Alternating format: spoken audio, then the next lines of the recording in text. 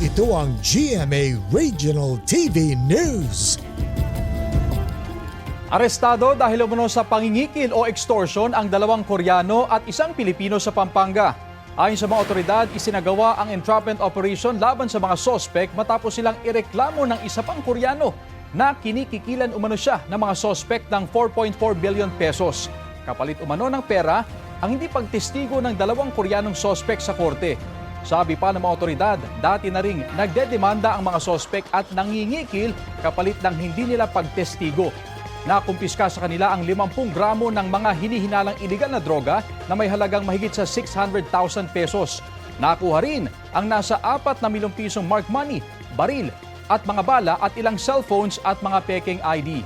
Nakapiit na ang mga sospek sa Mabalacat City Police Station at inihahanda na ang kasong isasampa laban sa kanila.